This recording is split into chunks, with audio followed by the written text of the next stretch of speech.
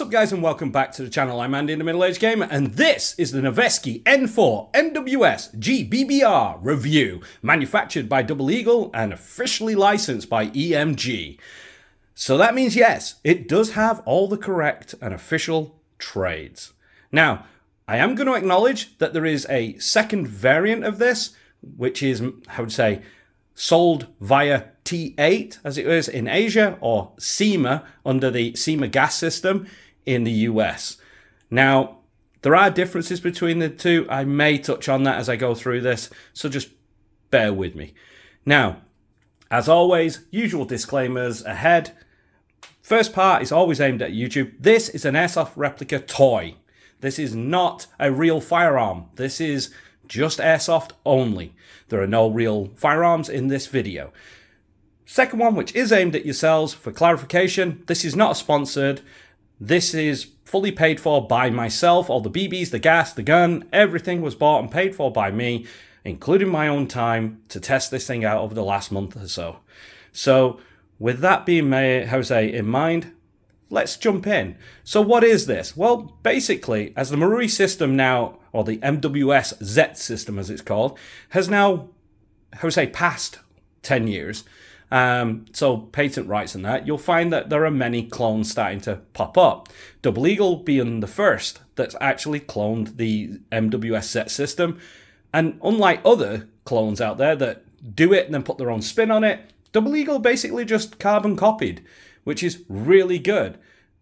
Except for a few things, which are not really system critical, let's call it, but are really good additions and are probably what you would have done anyway had you have bought this from Tokyo Marui.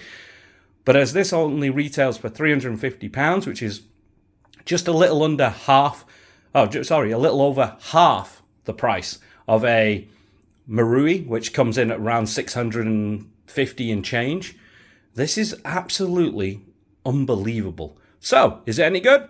Well, let's do what we always do. Let's jump in, start at the rear, and work our way forward. Okay, so here we are at the rear of the replica. And as always, Double Eagle have done an absolute amazing job. They've replicated the Magpul stock. As many of you would have seen by now, the Navy SEAL training photos, where they're in the little bird helicopter, and you'll see these rifles. It's pretty much copied identical, barring the magazine style that you saw in that. They went with the PMag rather than the military's Lancer. Although I've heard it's the other way around officially, as they have more PMags than Lancer, but we'll see. Now, as you can see, this stock is nice and slim, which is really good. Good to get a cheat weld. It's ambidextrous enough that you have the adjustment lever on both sides, and you do have a sling loop on both sides, which is really good for QD slings. The end butt plate, while I knock things over, is rubberized and removable. In case it ever wears down, you can always buy a replacement and fix that up. Now, there is a slight little bit of play in there. It's nothing that you can't shim out with a bit of Gorilla Tape on the buffer tube around about here, and that'll shim it up. Just clear Gorilla Tape will be fine. The buffer tube that it's connected to is a direct carbon copy of the MWS, including the fact that it's a multi-part. I'll show you that when we disassemble. I'll take the stock off so you can have a look. Okay, moving up the actual buffer tube, we get to the regular M4 castle nut, which is on all the M4, A1, the MTR, you name it. It's pretty much the same thing. So it's a bog standard M4. There is no sling plate at the rear. There's just a spacer here. Now, of course, you can purchase your own. They're only about 10 to 15 pounds for a steel sling plate. It takes 5 minutes to do. It's quite easy. So, not really bothered, especially as you have the QD sling points at the rear. I'm not really that bothered that it didn't come with a sling plate. Again, moving on up, we do get to the charging handle. And this, if I flip the gun around so that you can read the text, is Noveske's own, I would say, super badass charging handle with all the correct trademarks on there, which you will see as we get through. Now, flipping it back to where we were. It's a really nice ambidextrous charging handle. It doesn't really matter which side you turn it. It's kind of cool. Now, moving on up. Yes, you do have some cheap flip-up iron sights. You get front rear. They are cheap. I'm glad that they're in the box. They're not brilliant, and I probably would replace them with something else, but it's nice to have them and not need them, than need them and not have them. On the top here, you do have the Noveske, I would say, logo crest here, which is quite nice, engraved, and it's lovely and deep. So we can get that out the way. Now, moving down, they did put the matching cloned Magpul grip, which is really good. Again, it's a nice, comfortable grip. The stock and the grip is something that most actual shooters that play Airsoft will swap out. Trying to clone their Special Forces variant of this rifle, that's generally what they'll do. So to get that out of the box is another good thing, because they're not cheap on their own. Now, moving up, you do have your Noveske enlarged trigger guard, which is nice, especially if you want to get your airsoft gloves in there and not catch. Sometimes you'll find that you might get the material caught or not have enough room. It's a little bit awkward, especially under, how to say, stress and duress of playing airsoft. So that's nice. Now, as you can see, moving on to the trigger itself is a marui trigger, but this one is made of steel. I'll show you that when we take it down. And it's not bad. If I flick it through, you can drop that down. As you can see, there's a slight bit of play to the wall. You're right at the wall, and bang. As you can see, nice, click, bang. Let's do it again. There are no BBs in the gun. It has been checked clear prior. And as you can see, right at the back, get a nice tactile and audible reset, which is quite nice. So, let's just drop that mag out for now. You can de-arm the gun like that. Drop the hammer. Now, let's pull that up. You can see here the engravings of the safe semi-auto are perfect. The fire selector, which is nice. It's not ambidextrous out of the box, but as you can hear, nice, tactile, very positive. I really like that. You can fit a, how would you say, ambidextrous one if you wish. As long as it's MWS spec, that will fit in here, no problem. You can see here the model N4 from Noveske. And you do have your bolt hold open and release, and that is another steel part. So you got steel, steel, steel, and yes, the pins are all steel. Now, moving forward to the magwell, as you can see here, this uses the modernized, how to say, military, like Mark 18 style of cut, the angle cut, to fit different types of magazines. And just like, how to say, the real steel, this MWS fits different styles. You can fit the P-mag that comes with it, the Lancer, the official Marui mags, which are Stanag style, or even the Master Mods mags will fit this gun and run. As far as I'm done with my testing, I've had no issues whatsoever. As you can see, they've got lovely deep engravings for the markings, which are nice. Now, moving on up, we get to the handguard. This handguard is the NSR, I believe it is. Yep, the NSR 9. So it's the 9-inch handguard, and it features a pin here at the top that locks into the upper receiver to stop any rotation, and 6 screws, 2 on the 3, 6, and 9, that bolt into the actual barrel nut. So that thing is never coming off, which is really good. You have M-lock on the 3, 6, and 9. There are no other extra M-locks in between, which is a downer considering you look at other modernized stuff today. But that's pretty decent for what you've got. Most people will put it, and because this is so rigid, there is no play whatsoever, and it's really bolted, you can feel rest assured that if you put a PEQ on either of the sides, it's going to hold the laser zero, no problem whatsoever. Now, like I say, you can see your replica gas block in there, though it's and tube, which is just airsoft, it's not real. Okay, unlike the VFC, the hop is adjusted inside the chamber here. I'll show you that when we disassemble. Now, one thing I do want you to see, if we can get it in frame, I'm going to try. Let me see if I can pull this through. Okay. You will see here the Noveske logo, 300. Let's see if we can angle the camera a little bit. Oh, come on. It says, just on the barrel, if we can get that to focus, there we go. Oh. BLK, and just there, I don't know if you can just see it, it says T8. Okay? Now, that's something that's going to really piss a lot of people off, and I'll get to when I take it down. But that says the 300 Blackout, which this rifle is based on, and the T8, basically to certify that this is the barrel that's also in your T8. Now, Obviously, when you get to the muzzle of this, this is 14mm counterclockwise, and it does come with this muzzle brake. So if I place the replica down, I don't know if this camera will pick it, but you do get a nice, if you can hear that, the nice ring every time a BB goes down there. It does start to leave a little bit of a ping effect. Great, but as I like to be a little bit sneaky in Airsoft, and I do like my tracers, I did take this one off. One thing I did like is just here at the bottom of the threads, there's a nice cutout into the threads for the locating grub screw that's there to secure in. You can tighten it down without damaging your threads. Unlike other guns out there that come where it's just pure threaded and then you end up crushing some of the threads. If you ever use that, it's a case of, yeah, I like what they've done. Now, let's flip this gun around and let's see what's on this side. So as you can see, everything is mirrored, including the marking, NSR9, Noveske.com, which is great. And I don't know if you can pick that up, but even the actual takedown pins, both front and rear, have the Noveske crest logoed on. They really went Noveske mad on this. And yes, you do have the 300 blackout. As you can see, mine has some wear to the paint on there. It came that way. And I don't mind it because I like the weird look. It looks like it's been fired, which is really good. As to the realism, as always, you do have the gap, just like on all MWSs, except obviously depending on the model of the rifle you've got, it can be different.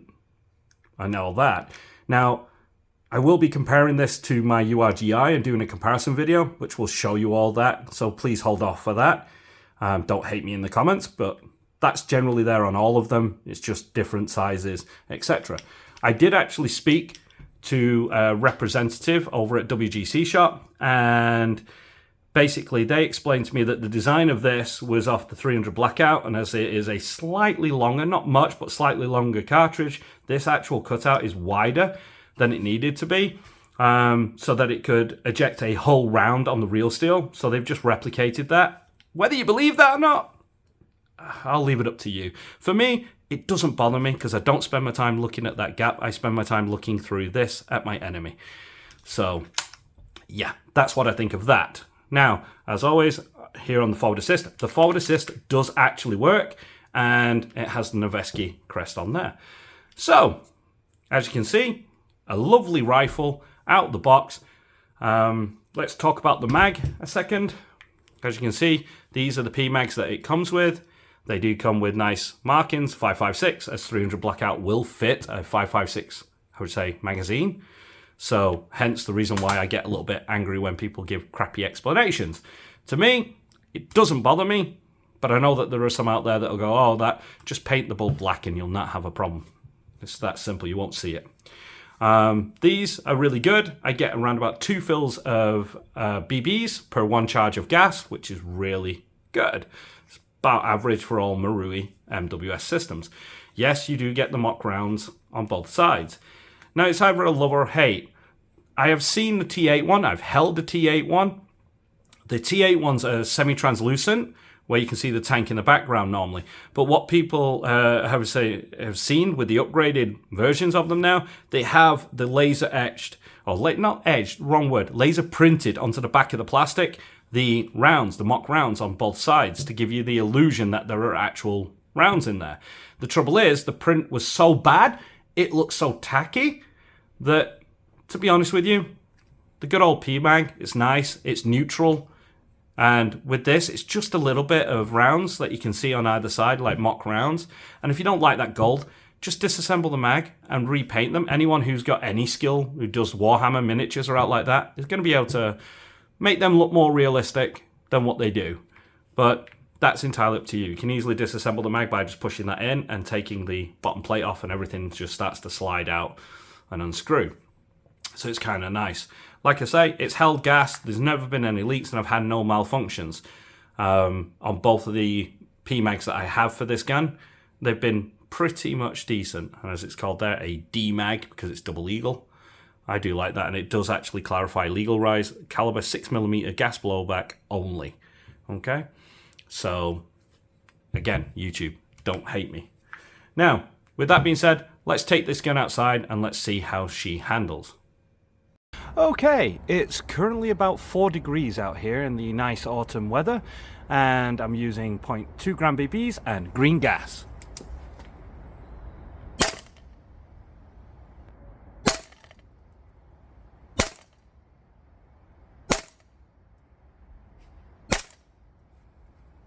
Right, let's have a look at what that was. So we get an average of 307, and obviously your first shot's always very pokey, then it starts to go down, settles in around the 300. That's not bad.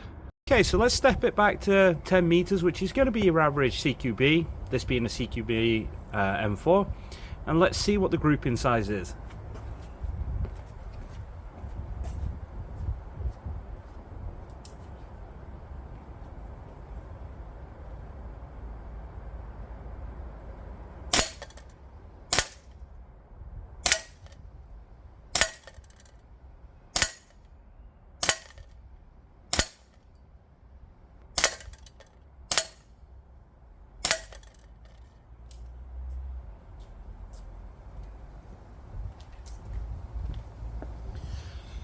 Yeah, 6 inch by 6 inch, 1.5 inch, not bad. Okay, so let's try the Texas style. Let's see how many it takes to clear.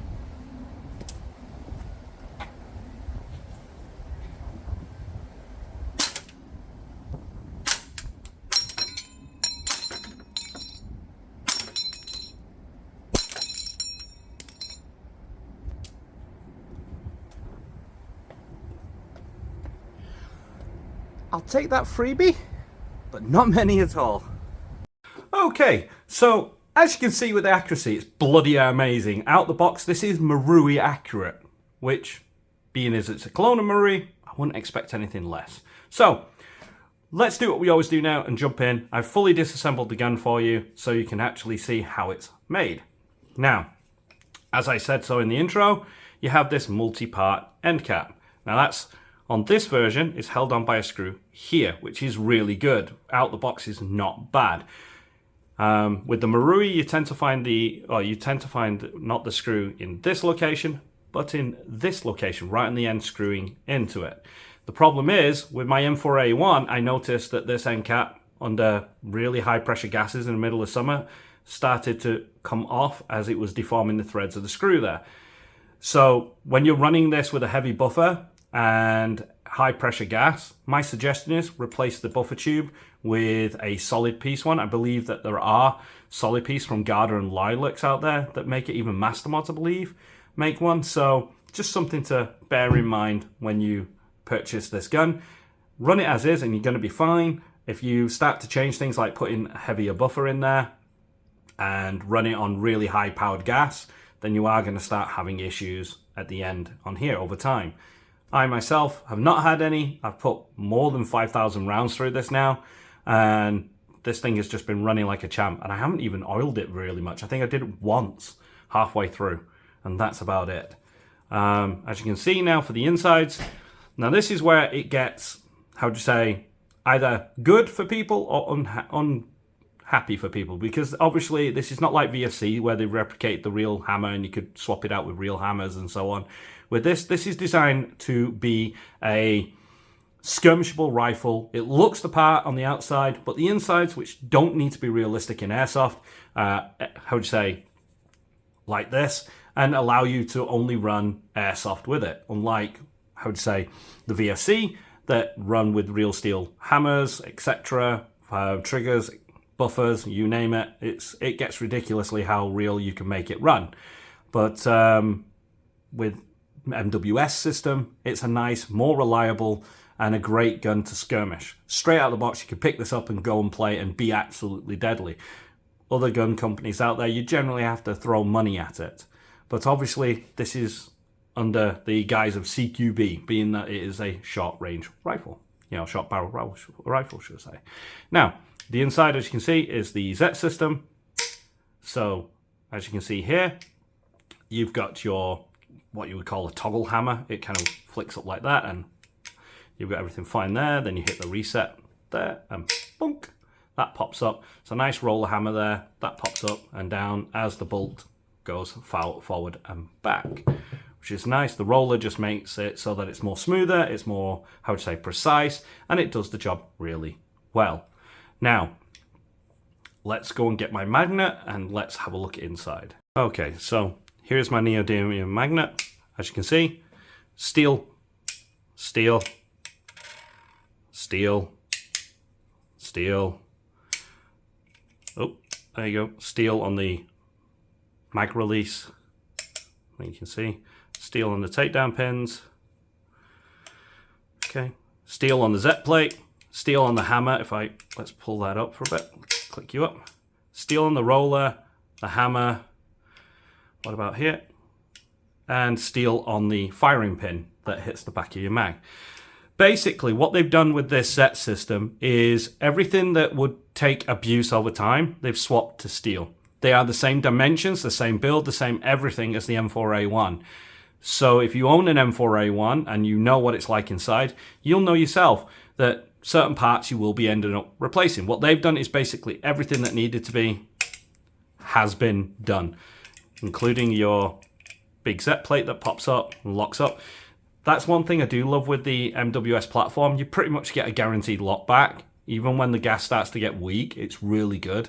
It really does take a lot to stop it from locking back. Whereas something like the GHK or your VFCs, when it does get low gas and very cold, you might not always get a lock back no matter what you do. So I really like that. Now, with that out of the way, let's talk about the upper, shall we? Oh no, actually, let's do the buffer. The buffer itself is a Marui Perfect clone. I can't see any differences on this. This is a nice little polymer buffer. Good thing with it being polymer, it doesn't hurt the buffer tube as much. You do get a recoil, you do get strong because it's not just this, it's the weight of the bolt that really does provide you with the, recoil impulse.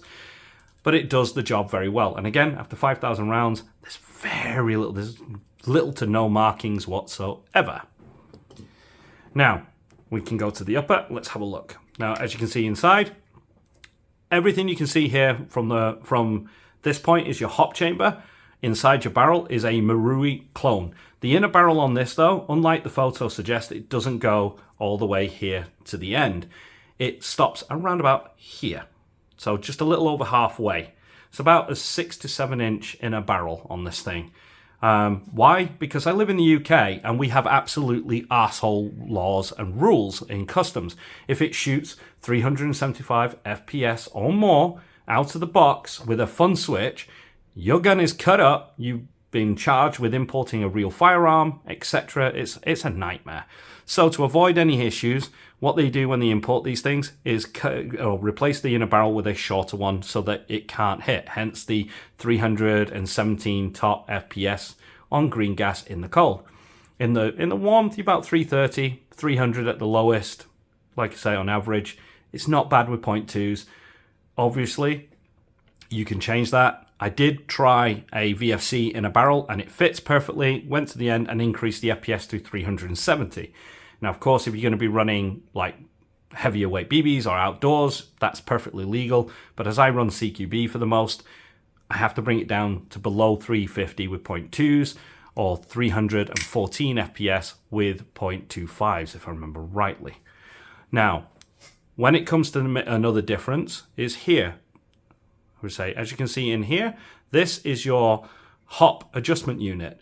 Now, this is a perfect clone of the Tokyo Marui.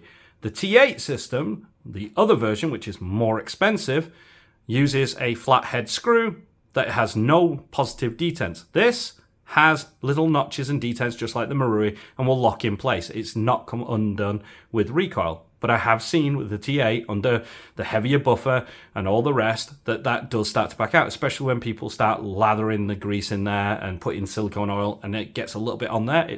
You're just going to have a problem later on. And it is proprietary of the T8, whereas this is a clone of the Marui. So you can pretty much go and buy any Marui MWS style hop adjustment units and away you go. And it'll be fine. Obviously, there's probably going to be some sort of micro, little measurement differences here and there. Is it enough to make a difference? You be the judge. Now, when it comes to the forward assist, I don't know if I can pick that up, but you can see there's your bar going through, which actually does work. But other than that, this is a really good upper. It's very solid, very rigid, and it does lock with the upper with with the lower with no play, which is really, really good. So that brings us to our charging handle. As I said, you do have for airsoft use only. This is MWS spec, so it's a slightly bit shorter than something like the VFC variants that are out there. Okay, just something to bear in mind. Now, as you can see, you have your bolt carrier. Now, this is a solid aluminum end cap weight, which is gives you most of the mass when it's moving forward and back. You do have an aluminum roller, a steel retaining pin, and you do have your steel ZET lock plate, which is a direct carbon copy of the Marui, especially their latest and greatest. It does have nice retention on the nozzle, and you do have the little spring-loaded bit here for the locking lugs. I don't know if we can get that more focused. There we go. So you can see that. It's a nice, wide open port for good airflow, especially, like say, if you just want to up the FPS, just extend your inner barrel. But yeah, it's really good. Now, one difference I have noticed with the Marui so far is the Marui one tends to have a slight tiny bit more, like 2 millimeters of material here. Just bring in that little gap here, about half, as you would say. And that's about it. Other than that, this will run in the URGI that I did a video on last week. So yeah, this runs in it. It runs fine. There is no issues. It's basically a Marui copy. You do have your little spring-loaded bit here, which is quite nice. It fits and feeds all Marui parts. So what more can you ask for? So, with that now in bits, let's reassemble and let's discuss.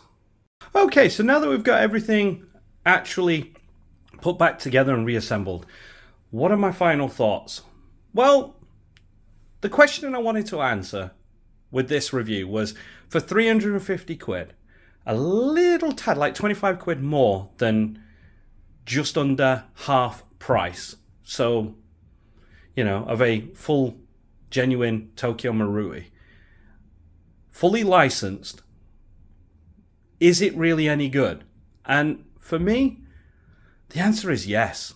It's a no-brainer.